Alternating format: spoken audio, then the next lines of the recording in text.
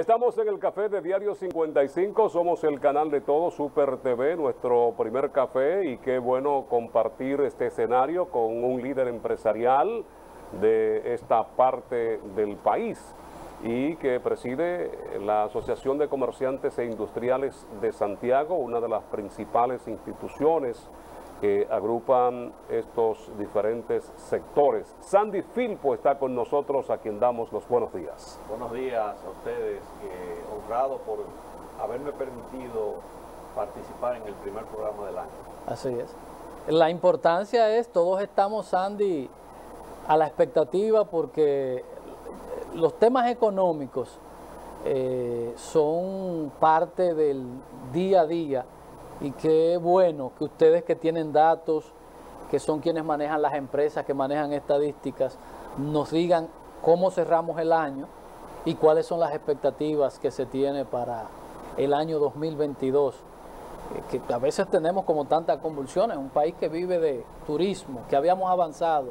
Ahora viene este tema con el Omicron, ya hay otra mutación y todas estas cosas. Y sobre todo un crecimiento que se proyecta por encima de las expectativas de otros países.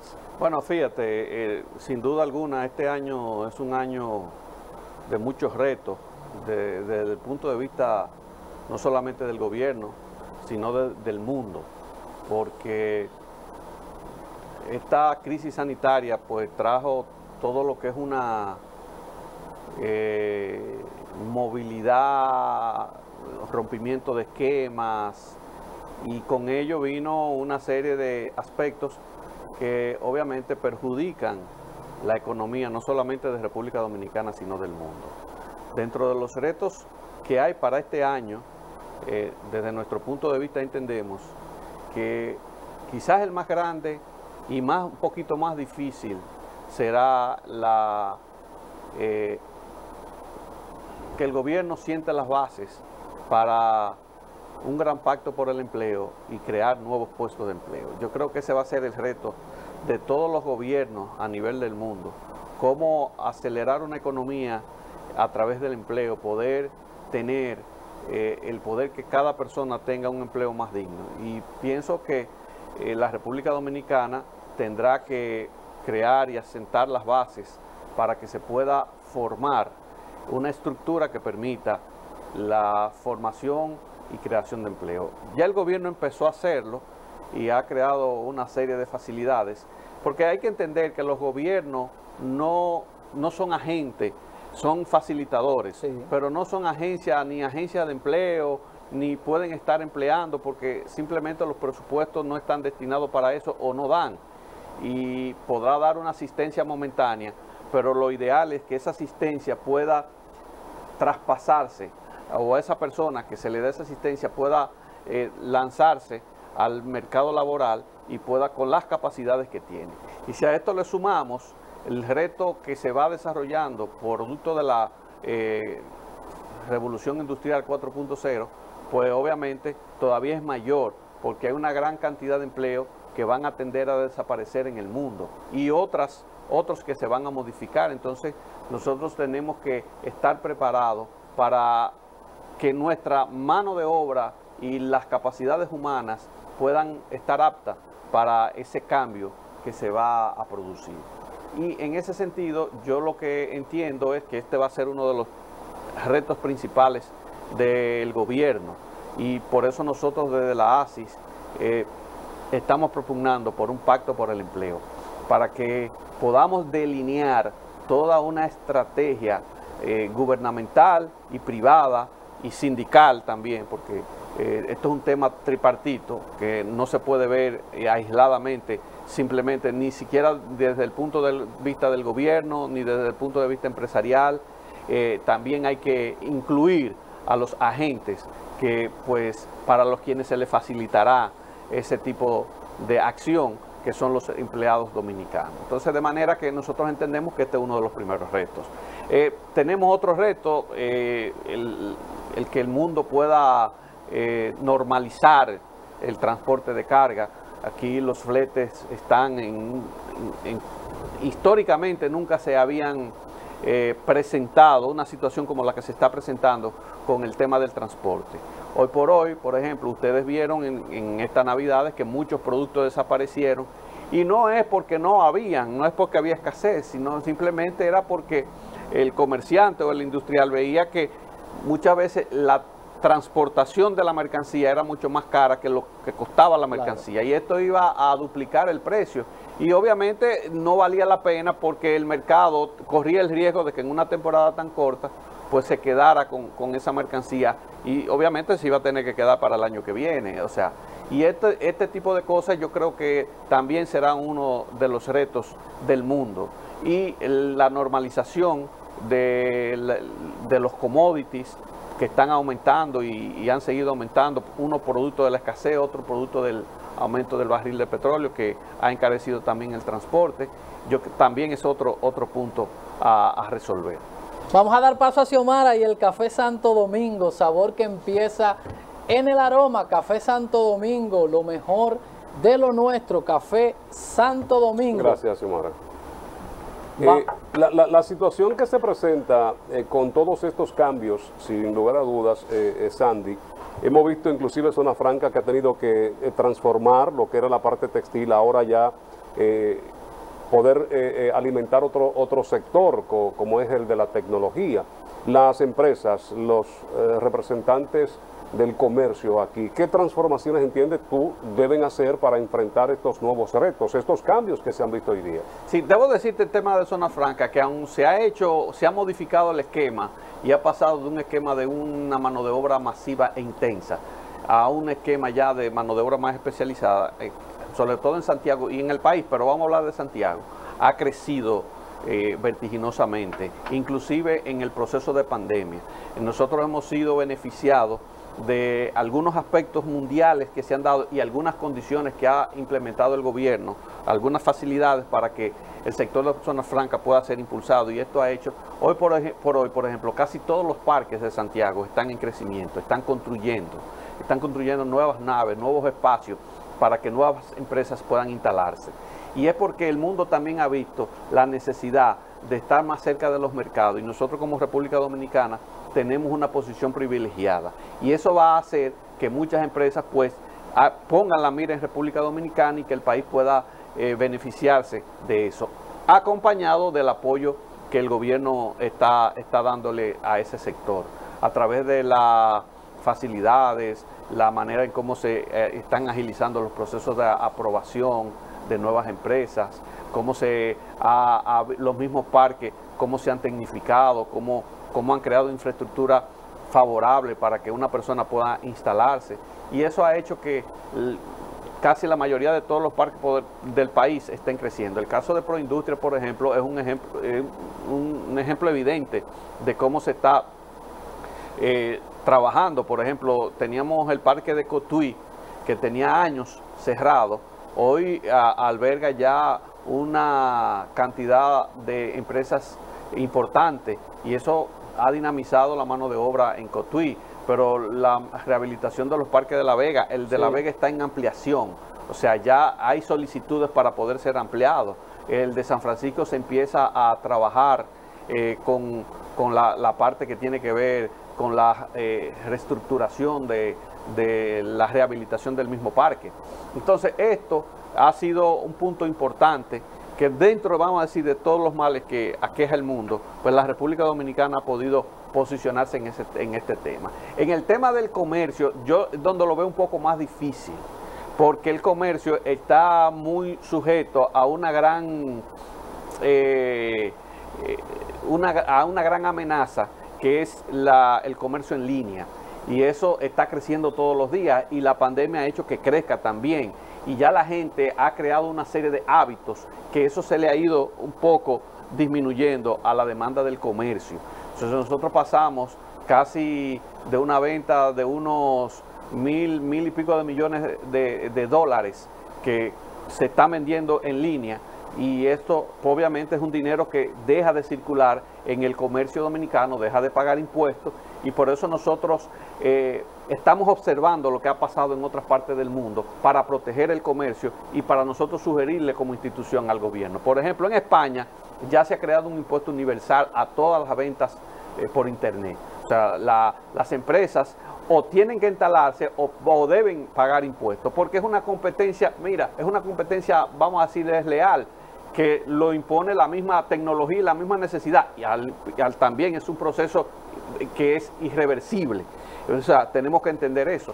Pero también entendemos que una empresa que está en República Dominicana, que paga sus impuestos, paga sus costos laborales, paga su ITEVI, entonces competir con otra empresa que no pague, que vende, que no deja nada en el país, que simplemente sirve para sustraer, llevarse el dinero que se produce en el país, también es algo que duele muchas veces, porque tú tienes un generador de empleo versus una persona. Entonces, en países como España, en Europa, lo que se está haciendo es que se le está poniendo un impuesto universal. Está diciendo, bueno, tú tienes una de dos. Y ha visto, por ejemplo, Netflix tuvo que instalarse su oficina en España. Se han visto obligadas o a instalarse o a tributar al país. El caso de esto de los taxis, que hay un conflicto en también, el este. Sí, y hay que entenderlo.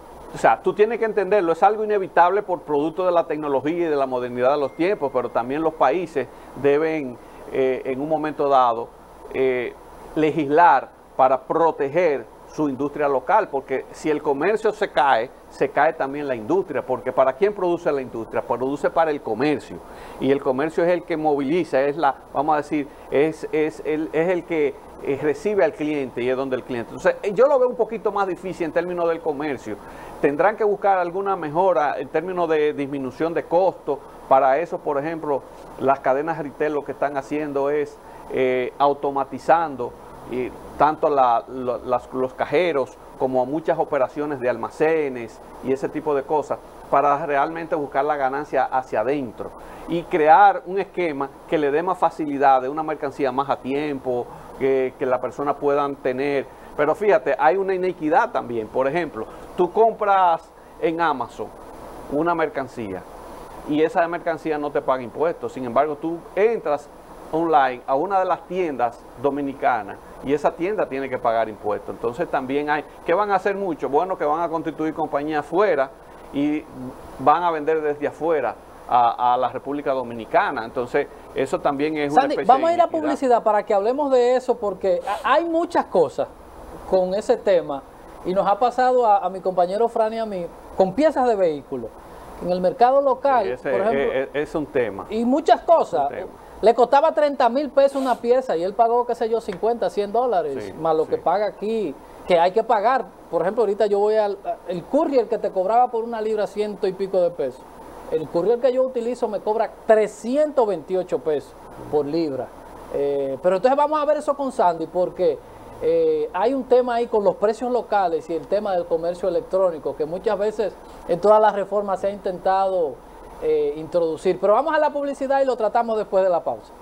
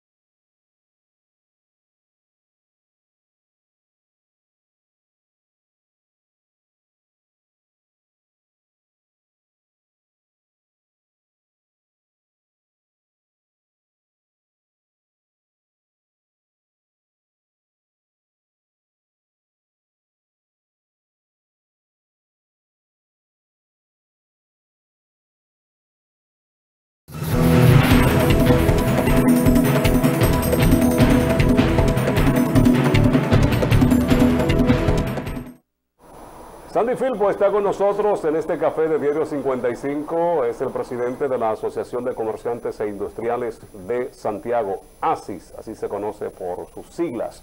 Hablaba antes de irnos a publicidad el compañero Edison Meléndez de que realmente el tema de competitividad, y cuando tú sales al mercado nacional a buscar un producto, ve que los costos están por encima de aquellos que tú puedes adquirir a través de la internet, y nos ha ocurrido, ya mencionaba un caso con lo de los repuestos. Uno que te cuesta 28,000, 30,000 pesos, tú lo consigues en 4 o 5,000 pesos, y entonces esto te obliga a ti a tener que utilizar este recurso para buscar un mejor precio y economía sobre todo. Mira, eso es cierto, pero ahí se pueden dar varios factores. Diferentes causas. El primero es, por ejemplo, que dependiendo del tipo de vehículo, para seguir con el tema de los repuestos, tú tienes concesionarios que tienen la distribución y pagan altos costos de precio para tener esa distribución, y eso obviamente encarece el producto. El royalty. Porque tienen que pagar y aparte de eso tienen que distribuir, entonces tienen que agotar una cadena de distribución desde el concesionario al distribuidor hasta el retail. Entonces te pasa por una cadena de 2 o 3 manos, o 3 empresas que son las que intermedian dentro del proceso. Entonces eso es uno.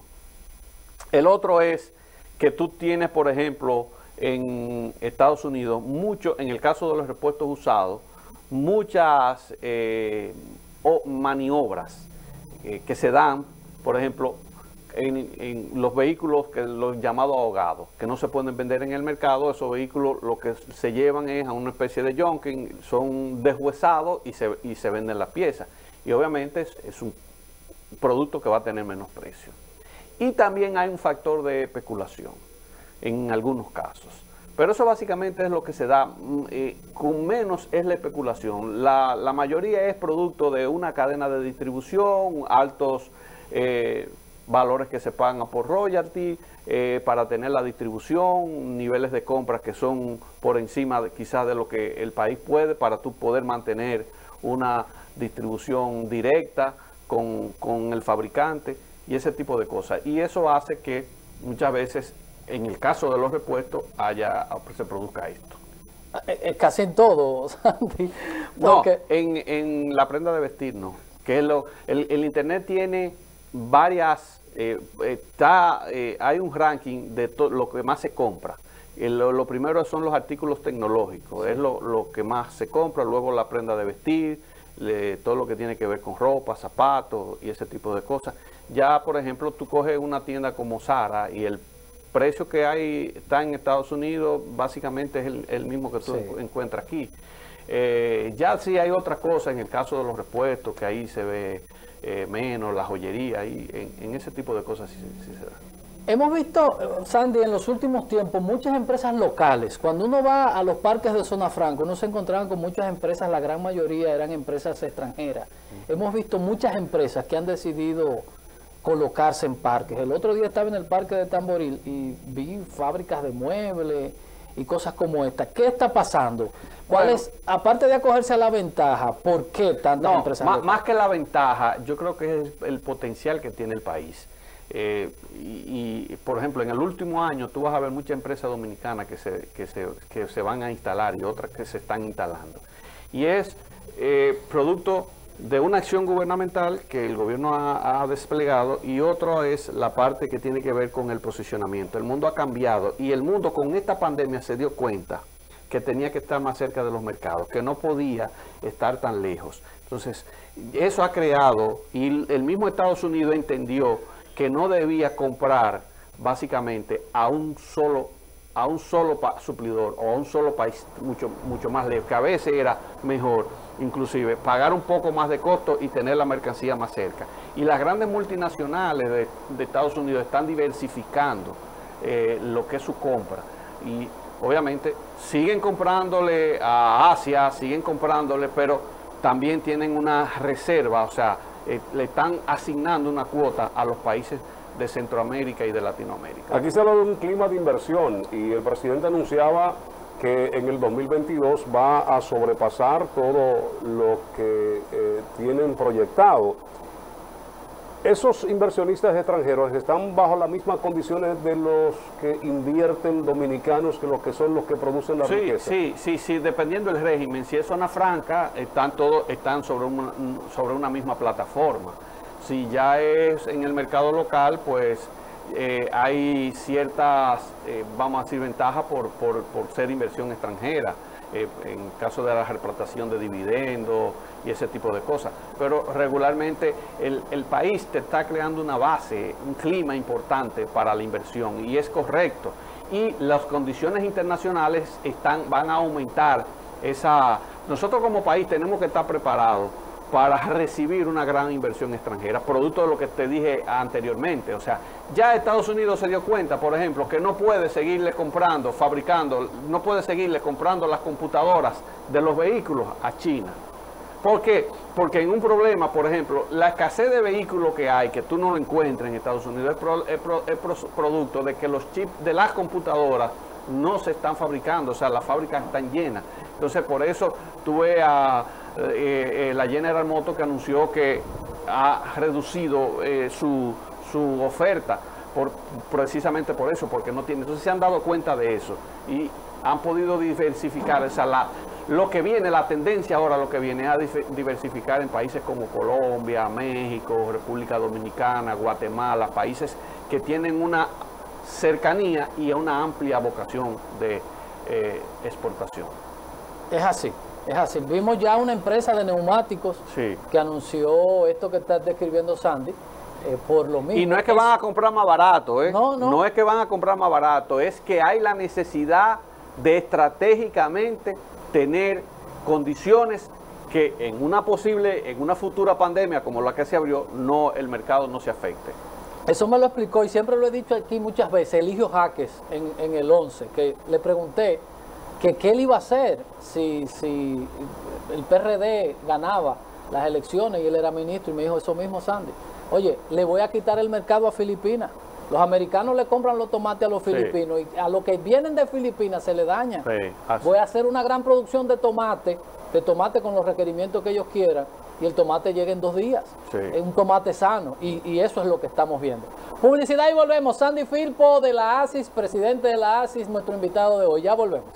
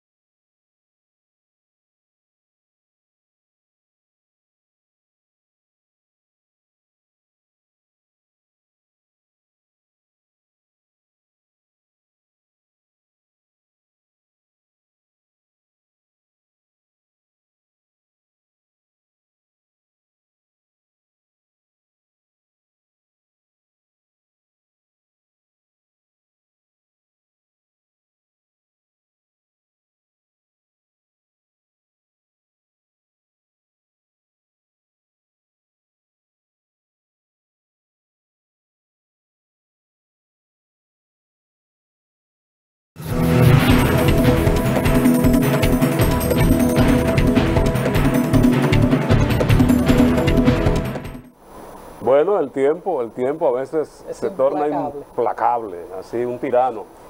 Sandy Filpo es el presidente de la Asociación de Comerciantes e Industriales de Santiago, que ha estado compartiendo con nosotros en estos minutos finales. En conclusión, algún tema que quiera destacar, Sandy, que no hayamos pues abordado. Bueno, nosotros el 29 de enero hicimos un recuento del trabajo que había hecho el gobierno en Santiago. Y debo decirte que esto no es una visión únicamente de la ASI, sino de todas las asociaciones empresariales de Santiago. Y básicamente las que están también en Compromiso Santiago, hemos llegado a la conclusión de que este gobierno le ha dado un trato a Santiago diferente a los demás gobiernos, y hay que decirlo. Y hay que decirlo porque uno no solamente debe estar para decir las cosas malas de un gobierno, también uno debe decir las cosas cuando son buenas. Yo creo que eso es lo que te coloca en el centro de la verdad. Y tú tienes que siempre tratar por lo menos de estar lo más próximo al centro de la verdad, a los fines de que pueda comunicar los acontecimientos como son. Y yo creo que este gobierno, hicimos un recuento de todo lo que a nivel de obras públicas ha hecho el gobierno, como es el inicio de los trabajos del teleférico, del monorriel, del asfaltado de las calles de Puñal, y los diferentes puentes que ha hecho. La ampliación de la entrada. Gracias a Dios que ya yo no tengo que ir para La Vega, porque eso era terrible, la entrar ampliación y de salir. la entrada de Santiago, lo que podríamos decir, el remozamiento del centro histórico, el centro de la cultura, Casa de Arte, la Benito Monción, la Cañada de Gurabo, el saneamiento de la Cañada de Gurabo, la construcción entre 2.000 y 4.000 viviendas que se van a hacer para sacar la gente del hoyo de Baitola y el otro hoyo que está por ahí, la parte que tiene que ver con el asfaltado de muchos barrios que se está ejecutando, lo que tiene que ver con el acueducto de Cienfuegos, el mismo de Alto del Yaque, que también se ha desarrollado.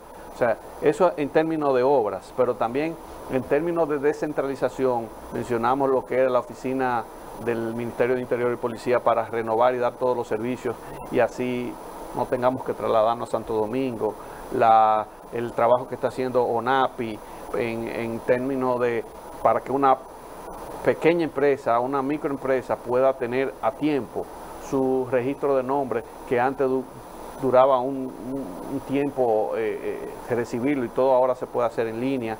El trabajo que ha hecho Salud Pública con relación a la crisis sanitaria, yo creo que yo hablaba con el presidente Vinicio Cerezo y nos decía, el presidente Abinader ha manejado y el gobierno ha manejado la pandemia como ningún otro país. Y yo le preguntaba, ¿y por qué? Dice, sencillo, mira, nosotros tenemos el dinero y no hemos podido conseguir vacunas. Tenemos que estar en una lista, y por eso no tenemos los niveles de vacunación en Guatemala que ustedes tienen aquí. Porque nosotros ahora estamos esperando que nos lleguen. Sin embargo, el gobierno estuvo enfocado en solucionar y si eso no hubiese sido con este rebrote, a lo mejor estuviesen colapsados todos los centros hospitalarios. O sea, nosotros felicitamos al gobierno, felicitamos a la vicepresidenta, al presidente, a la vicepresidenta, al ministro de Salud y al gabinete de salud en términos generales por el trabajo que están haciendo. Es un trabajo que ha salvado muchas vidas. Y si nos comparamos con otros países, de hecho, la Organización Mundial de la Salud ha establecido de que la República Dominicana ha sido uno de los países que mejor se ha manejado en esta crisis, y eso hay que decirlo. No tenemos que ir, pero hay un tema importantísimo para el comercio, una respuesta corta, porque para esta parte, para la parte norte, que conecta con la parte norte de Haití, que es nuestro segundo socio comercial, y esa gente no han salido de un problema. Mira, Haití es una situación, nosotros somos respetuosos de la soberanía de cada país, pero si hay una frase que en estos momentos se puede decir, es que ha sido incapaz de resolver los problemas internos por sus propias autoridades. No tiene capacidad, no hay una capacidad de resolver los problemas.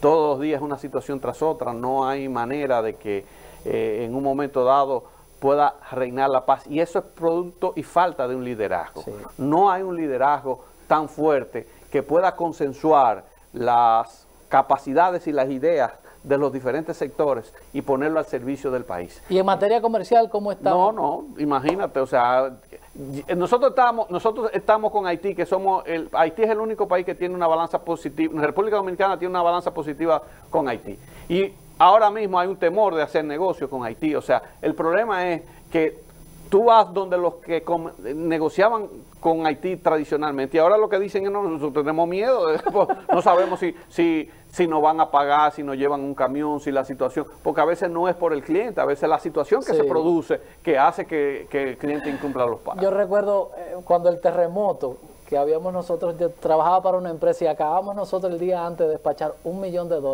Sandy.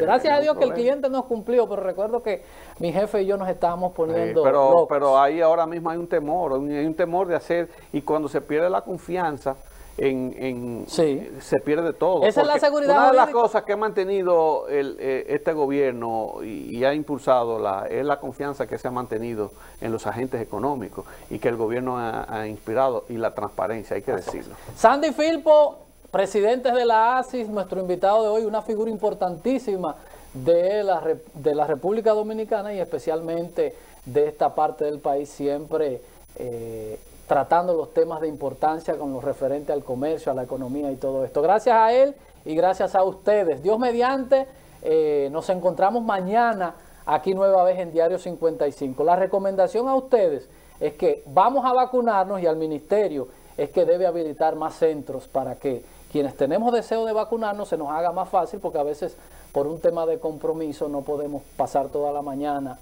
en una fila. Entonces hay que abrir más para que nos sigamos vacunando y podamos seguir bailoteando y tratando este tema del COVID. Feliz resto del día, nos vemos mañana.